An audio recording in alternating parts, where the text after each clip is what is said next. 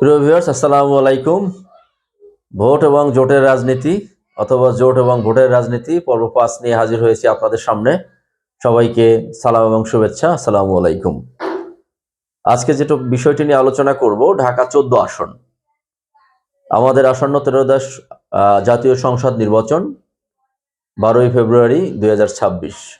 আজকে যে আসনটা নিয়ে আলোচনা করব সে আসনটি হচ্ছে ঢাকা 14, বহুল আলোচিত একটা আসন।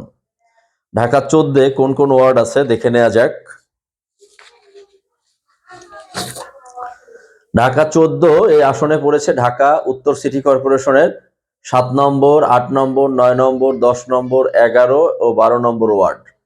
এটা হচ্ছে মিরপুর, শাহ আলী এবং দারুসালাম এলাকা এবং সাভার জেলার কাউন্দিয়া এবং বনগাঁও ইউনিয়ন।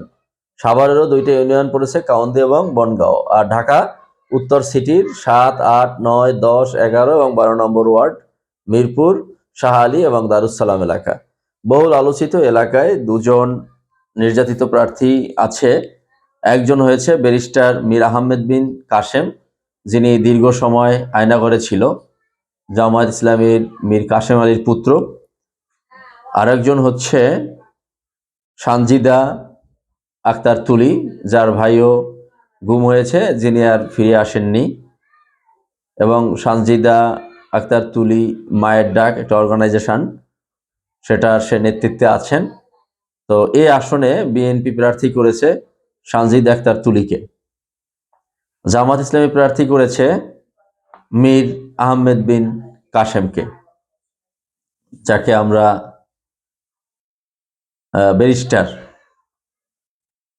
মীর আহমেদ বিন কাশেম। তো এইখানে তৃতীয় একটা ফ্যাক্টর কাজ করবে এই ঢাকা 14-তে। সাবেক এমপি, বিএনপির সাবেক এমপি এস এ খালেকের ছেলে সৈয়দ আবু বকর সিদ্দিকী সাজু, তিনি ওখানকার স্থানীয় বিএনপির সভাপতি ছিলেন। মূলত তিনি বিদ্রোহী প্রার্থী হয়েছেন। তো এখন ওখানে তারও ব্যক্তিগত ইমেজ, তার প্রভাব প্রতিপত্তি বেশ ভালো এবং বিএনপি সমর্থিত, বিএনপি মনোনীত যে প্রার্থী সানজিদা আক্তার তুলি, যেহেতু বিএনপি হিউজ একটা সাপোর্টার গ্রুপ রয়েছে, বাংলাদেশে বড় একটি দল, সেখানে সানজিদা তুলিও সাপোর্ট পাবেন। তো এখানে বিএনপির ভোটগুলো দুটো ভাগ হওয়ার সম্ভাবনা রয়েছে। সেটা হচ্ছে, তো বিএনপির ভোটগুলো এখানে দুটো ভাগ হওয়ার সম্ভাবনা রয়েছে। সেটা হচ্ছে সানজিদা আক্তার তুলি বিএনপি মনোনীত প্রার্থী, তিনি কিছু ভোট পাবেন, কিছু ভোটকে তিনি ভালো ভোট পাবেন এবং তিনি লড়াইয়ে থাকবেন, এবং কিছু ভোট কাটবেন এস এ খালেকের ছেলে সৈয়দ আবু বকর সিদ্দিক সাজু। কিন্তু যদি জামাত এখানে ভোট একুমুলেট করতে পারে, জামাত যদি এখানে সমস্ত ভোটগুলো নিতে পারে, তাদের ভোট এবং যে ফ্লোটিং ভোটগুলো আছে, ভাসমান যে ভোটগুলো, ফিক্স ভোটের পরে ভাসমান ভোটেই আসলে আসনটা জয় পরাজয় নিশ্চিত হবে। সেক্ষেত্রে এখানে ত্রিমুখী লড়াইয়ের যথেষ্ট সম্ভাবনা আছে। যদি জামায়াত এখানে কৌশলী হয়, জামায়াত এখানে পারফেক্ট টাইমে পারফেক্ট ডিসিশন নিতে পারে, ভোট কেন্দ্রে যদি পারফেক্ট এজেন্ট দিতে পারে এবং সবকিছু ট্যাকেল দিতে পারে, তাহলে জামাতে আসনটি বের করে নিতে পারবে। কিন্তু সেক্ষেত্রেও তাদের স্ট্র্যাটেজি এবং সহজ হবে না, কারণ দুজন প্রার্থী, বিএনপির যে বিদ্রোহী প্রার্থী আছে তিনিও শক্তিশালী, আর বিএনপি মনোনীত প্রার্থী তো এমনি শক্তি পেয়ে থাকে। তো এই আসনটি যদি জামাত বের করতে চায়, সেক্ষেত্রে জামাতের একদম কঠিন স্ট্র্যাটেজি নিতে হবে, তাদের শক্তিশালী এজেন্ট থাকতে হবে এবং মাঠে তাদেরকে নিরবিচ্ছিন্নভাবে কাজ করতে হবে।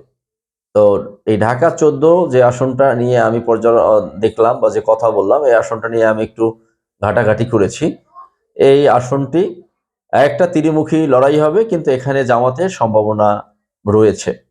ঢাকা 14 আসন, সানজিদা তুলি তিনি ওখানে অবশ্য নতুন প্রার্থী, তার ওয়ার্ড ওইটা নয়। তো সেক্ষেত্রে সে বিএনপির বিশাল জনগোষ্ঠীর সমর্থনে, তো সে ত্রিমুখী লড়াই হবে। যদি কেউ মনে করে যে ধানের শীষ সানজিদা আক্তার তুলি এবং ব্যারিস্টার মীর আহমেদ বিন কাশেম আরমানের মধ্যে শুধু লড়াই হবে, না, এখানে ত্রিমুখী লড়াই হবে। এই ত্রিমুখী লড়াইয়ে যে বের হয়ে আসতে পারে, তো এখানে জামাতের সম্ভাবনা আছে। ধন্যবাদ সবাইকে, ভালো থাকবেন। আসসালামু আলাইকুম।